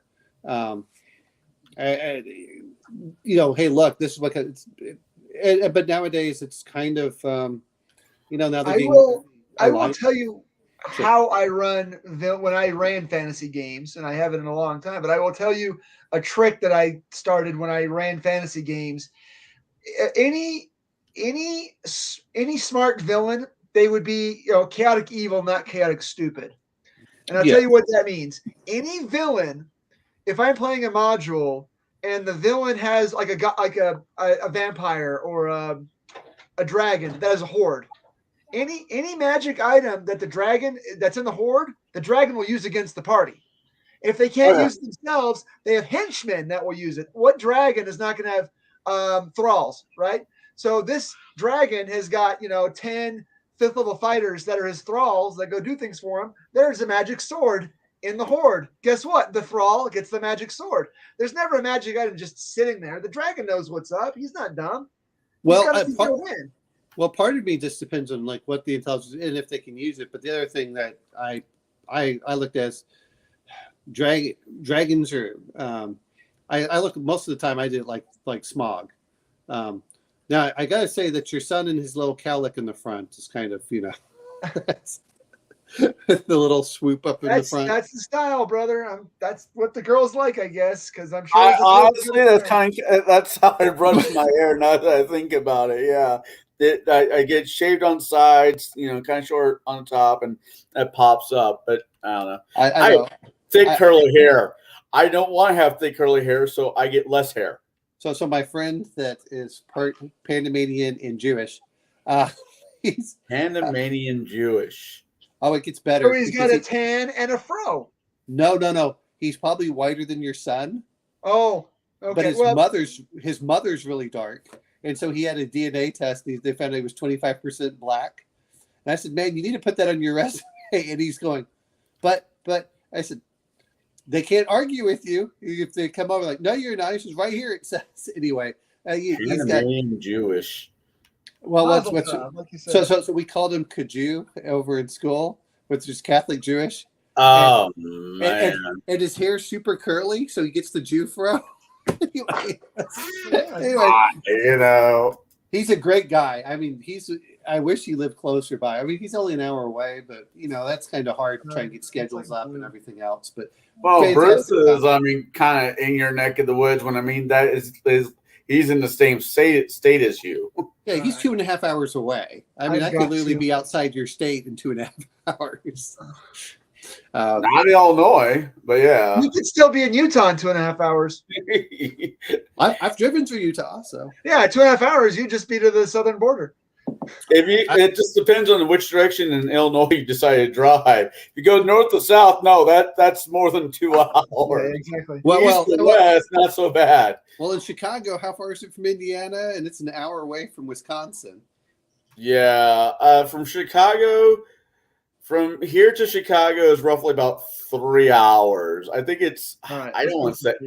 I know I'm wrong, but to get from like where I'm at to, let's say, my friend Vince who lives in Nashville, 5 hours to get out of Illinois and 3 hours to get to him. I forgot how long it took me to get out of Illinois. I keep trying, but it Not- keeps not fast sucking enough. me right back in. Illinois. Illinois is Uh-oh. What is your son pointing at? I don't know. What are you pointing at? What do you want? That's No. my paint rack is on the wall right there. What is Okay, this? I just see what looks like a mischievous look in his eye. Yeah, So you that, want something. All right, Dad, you're done talking to these fools. Click. Yeah, that's. Oh no, you want the computer? I think I'm gonna have to give him the laptop. You might want to have a turn on the laptop. But I'm gonna be back for Shadow Show yeah, I mean, I will. Yeah. because they Yeah. got because I have to have you guys do the post-mortem. Well, some of it comes down to, well, and I hate saying this because it's not fair, and I need to put my character into the character sheet, so that's 100% on me. So this wasn't a one shot. There will be more games to Oh, come. this is a campaign. There Yeah, might it's a even campaign. All right. Yeah, It- me and you need to get together and talk sometime so I figure out what's going on. I am What- sorry about missing last night's game. That's No, no, fine. no. Well, I wanted to focus more on role playing for the beginning, and I wanted things to be smooth and have an experience where the players can know each other as much as the characters. So the problem that I have with it, this sounds so horrible. Again, I'm a big aesthetics person, so when I hear someone say, "I would be happy with a book without pictures," and I went, "No." Anyway, Who said that? that was Legion of Myth. Max, he said that. No. I'm like, no, because I pick up the feel of a game based off the art and everything else. But that's one. But the other one that I have to laugh at for the whole thing is I'm such a snob for aesthetics. Is the kind of the character sheet that I got from That Darn Cat, Bo. I'm just like, this is ugly as can be. I hate it. And I said, that's not fair because just because I don't like the way of that I don't like the text format. So I'm going to have to find what looks like a nice thing from there and then redo it, and then I'll feel better about my character. Did I send you the PDF that's fillable? I think you did. Because it actually does like the very little bit of math that you have to do. It does for you. Yeah, I mean that's 100% on me. That's the thing is I don't blame you or anyone else. It's just like let me get one that looks pretty, and once it looks pretty, I'm happy with stuff. I've That's got all right, pictures for you guys too. Here, Connell, this is he's about No, that's cool. he's about He's 3 got a quarters plasma of the way gun? done. He's got the big gun. Connell wanted the big gun, the one that blows up and kills everyone on like a 5% chance or something like No, that. Hey, does it fit in hey, my Bo? cello case? Hey, What's Bo, that? which edition are we using? 4th or 3rd? It's 4th. Okay, just want to make sure. All right, You thanks. want a paintbrush? What's Does that? the gun fit? Does the gun fit in my cello case? It depends on how big your cello is. Actually, you know what? Those are huge. I I know. mean, just the base of them are what, about 3 feet? It would, yes, it would fit in a cello. It would. My son plays the cello. My oldest boy plays the cello. Really? That's Yeah. awfully cool. So how big is the base? I know it's not 3 feet, but it looks like it's 3 feet. A double bass? Yeah. Oh my gosh! It's like they're huge. They're like the size of a man. Well, yeah, I'm just like, yeah, that's fair. Let me see. No, Okay, I all right. learned as a kid. I learned how to play the violin and the piano. The piano was for my own sanity because no guy ever is able to get a girlfriend if he plays the violin. Was my thought processing. Oh, are you kidding? No, you got Oh to no, just no, know no! how to- He didn't grow up in the South where they're going like really fast, and the devil went down to Well, Georgia. no, there's fiddling, but there's also Yeah. like jazz violin. Like the famous duet from the 1920s, Django Reinhardt and Stefan Grappelli. Right. And these are what you Violin understand. guitar duet. What? This is also that you're talking from an American point of view. I am also in Ireland during, I thought Irish folk music used the violin. they do, but it doesn't. That's not how you pick up women, unless Unless she's your cousin. All you have to learn I'm is how to wrong. dance. I'm not saying I'm right, but as a teenager, this is my thought. No, I I know. get that. I mean, I think it's not a viola for crying out loud. It's Piano though, Yeah, piano got me some digits. Okay. No. Here's what gets me is, boy, you do the fiddle around here and you learn how to dance. I can say this much: is I had a gay friend that could dance. yeah, He had women throwing themselves at him. Oh man, my favorite Irish proverb, Connell. You get a kick out of this. Never trust a man with a sword that can't dance. I've heard that a few times. All right. Okay. What was my grandpa's? If a frog, I don't think it's Irish. So if a frog had wings, it wouldn't bump its butt when it lands. Yeah. Oh well, Yeah.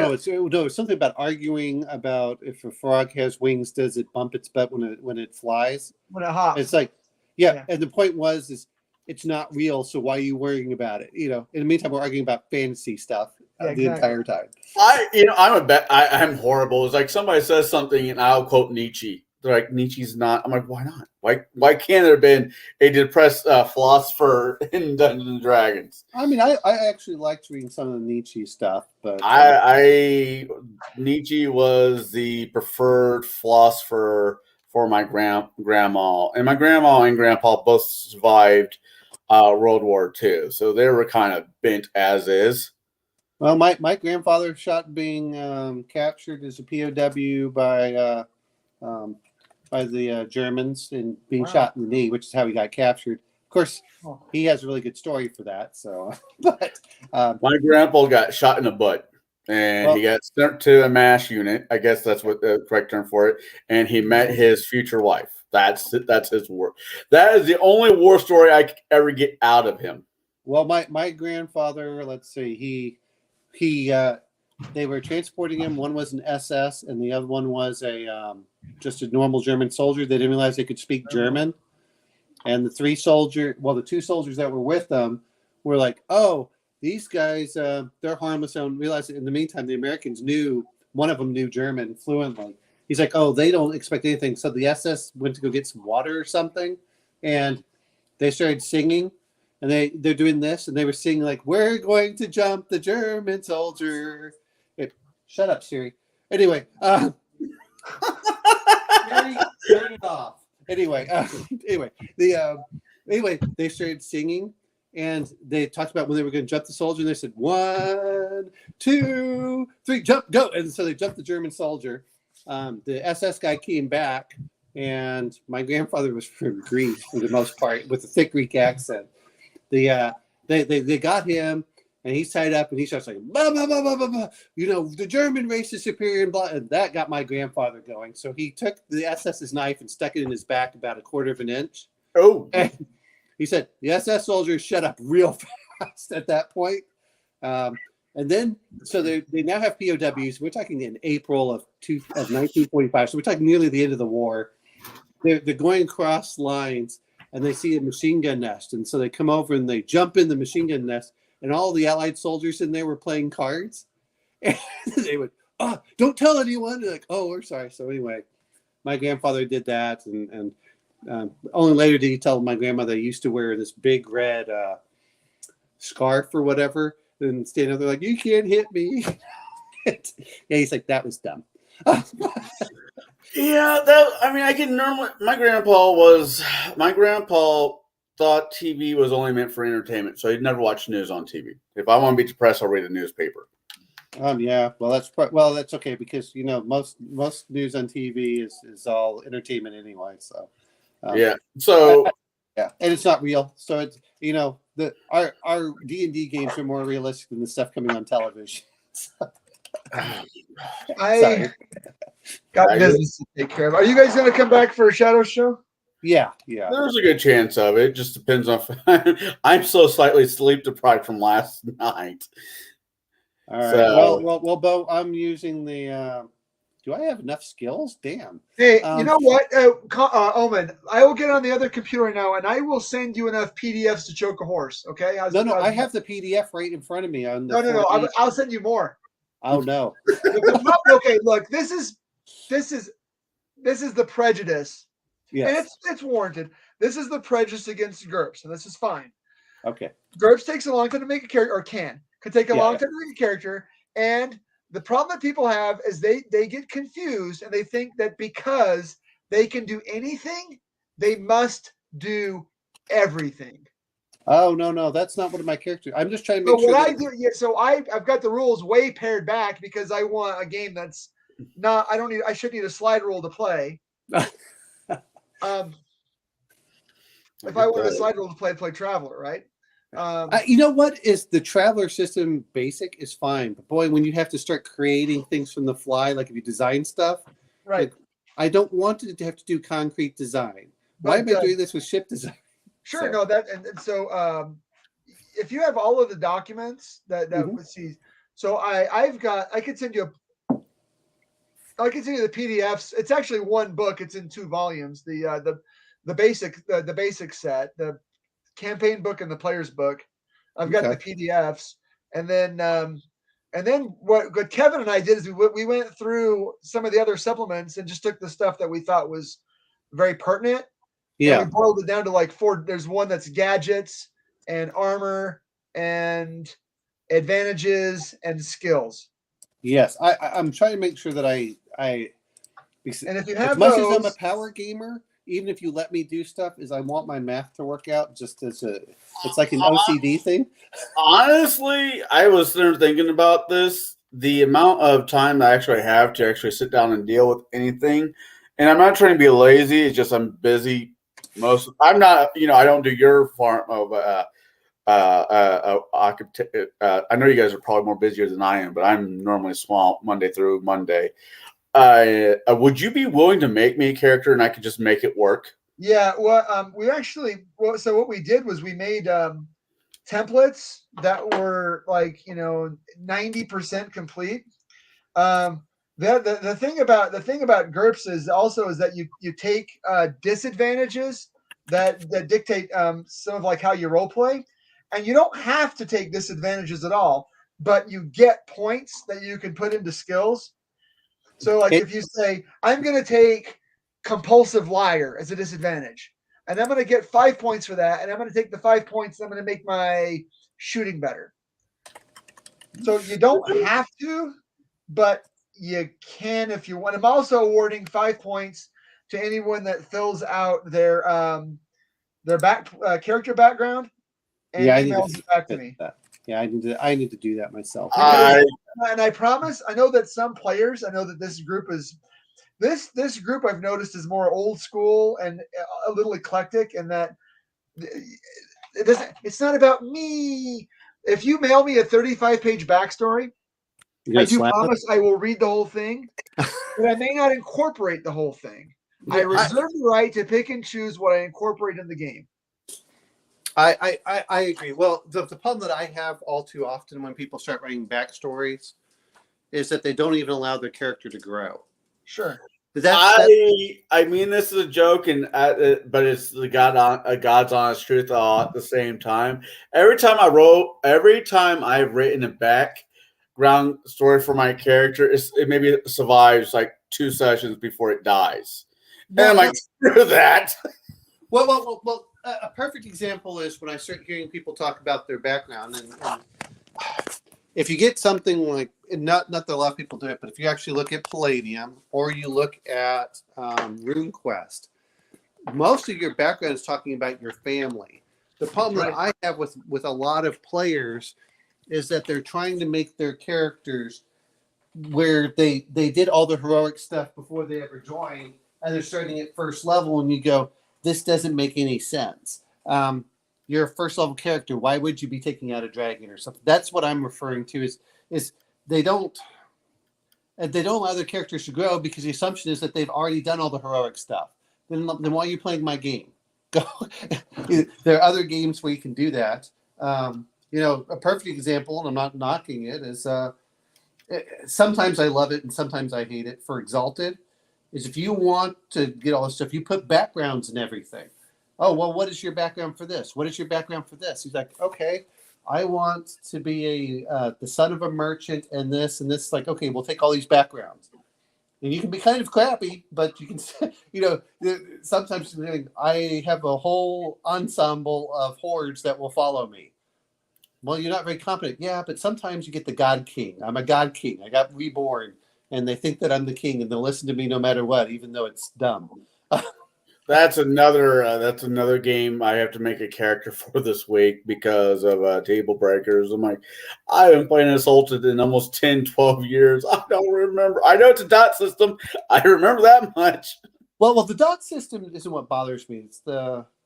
It's all of the talent. It's just like when we were talking with DM James, people like, well, system should only be 12 pages or something. Like 4 pages. That sounds nice, but if you look at most of the books, whether it's DCC or even the Player's Handbook, at least half of it is just spells. Yeah. And that's what really eats up into it. It's not the basic stuff that's hard. I think the one book that didn't have a lot of spells, which was fine by me, was Shadowrun. But you can create your own stuff pretty easily because Shadowrun was very condensed. Like, this does this, this does this. If you want more power, you do this. I was like, okay, but I really do enjoy reading some of the ideas. The Conan book doesn't have a lot of spells either, but the spells, unlike D&D, they can be expanded out a lot. So, oh, you have this. Well, yeah, but you can do this with the spell, or you can do this, and it gives you different ways of doing the spell. So while your character may only get 2 or 3 spells starting off, those spells are pretty broad in what can be done, and that's one of the reasons I like that system.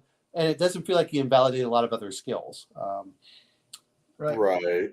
I very much is interested in Bo's game. I feel bad for not able to do it last night, but I didn't know that we we were having a should have game postponed it, but like I said, everybody. I mean, I'm the only person who was out. There was no reason to just let it happen. No. Mark wasn't there. Mark had talked about wanting to be there as well. To be fair, all I got was from that dark hair. It's like, hey, we're in together. I said, oh, okay, so we're gonna get together and make sure that my character works out. That's how I thought it was gonna go. And then all of a sudden, it's like, oh no, we're gonna be playing. Oh, really? No one told me we were gonna be playing this week. I expected it to be another month or so. So yeah, honestly, that was what I got. It was like gonna be a month out, and I'm like, that's fine because that gives me time to handle everything else. And not that it was fair to you, Bo, but part of me went like, if I had known this before, I would have planned accordingly.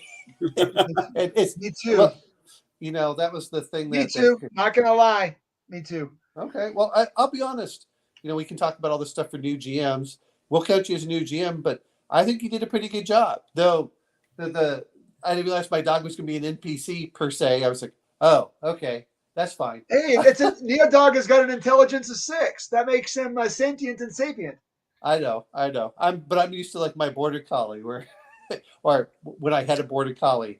Yeah, not so. Connell, his Neodog. Imagine like 175-pound Scooby Doo with frills like a dinosaur. You know what it reminds me of is the Fleshhound of Corn. Right. That's what I was thinking with except it has a sail in the back, on its back too. So I was like, oh, okay. That sounds really cool. I look forward. I really do looking forward to playing this game. I just and like you were saying, Bo, I'll take whatever your guys' ideas are, and that doesn't bother me. If I'm like, yeah, incorporate whatever we're doing. So one is we can feel smart if we're right, or we can feel. Oh no! I've had a plot in my head for this for the first act of this game for the last 2 months, 3 months. The Okay. first I've got the first act already in my head, and you could derail. I mean, obviously, it's not going to go as exactly as I planned. In fact, you did some things last night that I didn't expect. It's just like, oh, I roll with it. I didn't get caught flat-footed. No. Well, no, what I mean by this is Bo will sit back and just listen to our ideas, and then he'll go, you know what? Maybe that's better than mine. I'll just change this. That's what I'm saying. Oh, that's solid. I know. It's like That's just being a good GM, right? right. That's exactly what I mean by it. I'm not. That's what GMs should do instead of trying to do it. Is let me incorporate the ideas that my players are coming up with, and go. That's so cool. Instead of how I'm being. I can't share my feelings without giving away what's going to come next. But let's just say that I was very bemused by the way that you were talking with one another, and I wanted to pat myself on the back because I could feel the paranoia creeping in among the players. The players are starting to get paranoid. They're like, "Oh, this is awesome." Well, yeah, but to be fair, I would be like that no matter what was going on. So I'm going if I can't contact. I'm not gonna break my arm. Oh no! It's the like all right, that's normal. And then some of the stuff is not that even surprised me. It's like the bug in the room. I'm like, well, of course they'll bug us. Why wouldn't they? That's the way that I feel. Wait. Were they bugging you, or were they bugging their own people too? Oh, I assume both. I after seeing what's been going on in our government, it doesn't surprise me that this place would do the same. So that's yeah. Yeah.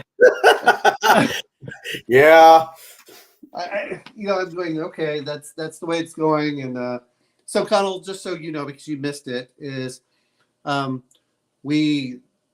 it's a interplanet. So the planet hasn't sent any tribute in over a year. They haven't communicated in 12 months. Okay, so we go down there. Like, let's sort of find out what's going on. We're going to show a force. We get this really awesome armor. To be fair, that's pretty awesome armor as our dress clothes. So we go down there. As soon as we land, we're greeted by an entourage that was trying to use force to show them just how proud they were. In the meantime, they start shooting at us. Suddenly, the I guess the hangar doors open up and rebels come in. They start shooting at us. It happens to kill our pilot, and now we're without any communications to talk to our mothership up in orbit. And so we aren't sure what's really going on. They're treating us awfully nicely, and they want us to put down this rebel force. In the meantime, we're talking in a city that's probably the size of New York, would be my guess, Bo. It's probably New York. Well, Manhattan. Manhattan's not very big. Manhattan's about 9 miles long by 3 miles wide. Okay. Well, but I'm also looking at how deep it is because you said. It's deep. It's like 100 stories up and 100 stories down or more. Yeah, So that's what I was thinking of. You're screwed. Anyways. No. He didn't tell you the best part. The city is flying. Yes. In a gas giant. Yeah, it's a giant. Yeah, he's right. It was a floating city. Basically, imagine Bespin, except that it met 40K as far as the size of the city. or yes. It sounds fun. I don't know if Owen knows this because it happened when I was in DM James chat. I just got kicked out of a campaign that was actually in person, which kind of bums me out, but at the same time, it saves me gas money. So I'm looking forward to this one. We were playing Pathfinder Kingmaker. The concept it's a domain game, and we were trying to figure out how we were going to grow certain things. And I'm playing a Southern gentleman, and I was talking about instead of killing all the bandits that we run into, turn them into workers to help us grow crops. And somebody in the party got really not thrilled with that topic. Oh, yeah. Well, that's the problem with playing Pathfinder, Connell, especially with strangers. I don't think it was the Pathfinders to blame. I think it's the overly sensitive person we were Yes, playing I with. know. I'm picking up what you're laying down. It's historically accurate. If you got a large plow lane, you're going to need somebody to help you work it. And this is an issue that I had to address in my game because I did not want. I wanted the civilization to be progressive enough that out and out slavery is banned by the Republic, but I did leave instances. There might be things like indentured servitude. I never once said slaves. I said make these bandits work off their debt to society. What he was talking about is a chain gang used on the farms. Right.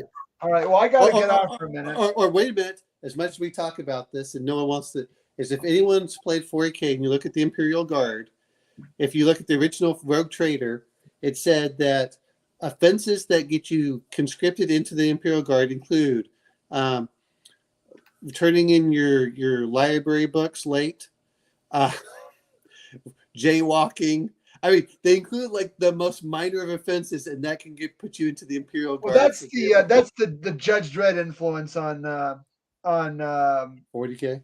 Well, on Rogue Trader certainly. Yeah. But I thought that was great. That's what originally got you in there. I'm gonna go ahead and cut it now. Right. You have to go buy your $2 Dream or $1 Dream, however much you pay for it. That's $2 now. I don't know why they did that, but they made it $2 now. You have to go buy your $2 Dream. Well, amazing that's not the name of a strip club. That's amazing. Oh, hey, if you were short on cash, would you go to a midget nudie bar? Because it's half price. Because you're short on cash. That's funny.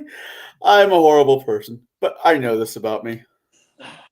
I am fully okay with the person I am, and since you guys hang out with me as much as you guys do, I'm sure you guys are okay with it too. Well, you know what? Here's the funny thing. It's not that you can make fun of us too, and we laugh. That's what makes it funny. Is you have to say stuff. To me, if comedy is not offensive, it has to be relatable and somewhat offensive. Otherwise, people don't find it funny. You're right. Yeah. There's a reason why we have different layers of humor that we have. With that being said, Bo, thank you. You're always welcome on any of these things I do. You're always welcome tomorrow. We're talking about God Save Us All. Deep Attack of the Clones. Deep breath. Star Wars Episode 2. Attack of the Drones. We're doing this. This is Jack's pick, and I guess I know what I'm watching tonight. Wait a minute. Why don't we just call it what it really is? ILM advertisement for something that has a really bad storyline. Because Industrial Light and Magic. I would like to say this is the beginning of Hill's Got Eyes Part 20. Okay. You know what? Here's what bugs me. One of the main characters in there, General Grievous, only gets like 30 seconds of time. I'm like, you couldn't put more Grievous? One of the baddest men in that lore is, yeah. He's dead. And what was the other one? Count Dooku. I mean, come on. It's what a waste of talent, man. It's Christopher Lee. That's what I'm going to talk about. The guy was like an SOE operative during the war, man. He killed people with his bare hands. He told Peter Jackson. The best Dracula ever. He told Peter Jackson in the filming of The Two Towers what the noise a guy makes when he's getting stabbed in the back. I mean, I just real life Agent of S.H.I.E.L.D. for crying out loud. Well, let's also forget Christopher Lee also was playing heavy metal into his 90s. And when I say playing, I don't mean like on the stereo. I mean like playing his guitar and doing heavy metal. He originally wanted to play Gandalf. He was fine with the role that he got because he was a big fan of the novels, but he was originally I want to play Gandalf. They offered that role to Sean Connery first for Gandalf, and he's like, I don't I don't understand this role. Well, I thought No. he'd already quit acting by then because of the embarrassment of League of Extraordinary Gentlemen. No, League of Extraordinary Gentlemen, I believe, came after the Lord of the Rings. Oh. I will have to look into that, and that is a great movie. That's one of my favorite. It's a great concept. It's a terrible movie. Read the book.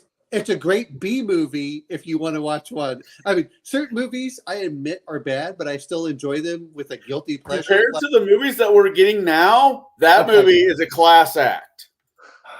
Yes, yes, you're right, Connell. It's all right. You can say that more often. It won't go to my head. Anyways, this is me trying to shut up for the last 20 minutes. Okay. God, could you imagine if we were doing this as a radio show like they used to do back, Oh, wait. Where are two coconuts? Right. Oh, I think I watched the Christian Slater movie Pump Up the Volume way too many times as a kid. All right, this is me shutting up. Everybody out there, thank you for joining us, the whole 6 people we had that are watching it and the people commenting in chat. I want to thank you. If it wasn't for your awesomeness, this show would not be wouldn't be happening because low self-esteem, and I'll be drinking more. And I'll still probably end up drinking. But that being said, everybody have a good night. Go check out Shadow and Son's sci-fi conversation tonight. Then after him, go check out Nathan Allen, not the jazz player, but Nathan Allen. He has the Quantum Show. Both are really, really good people. They talk about the weird, which we should be talking about the weird more often because fuck, it's getting weirder out there all the damn time. Don't believe me? Watch the news. With that being said, everybody have a good night. Roll your dice in the dark and fill out your character sheet with the Quran. So God save us all.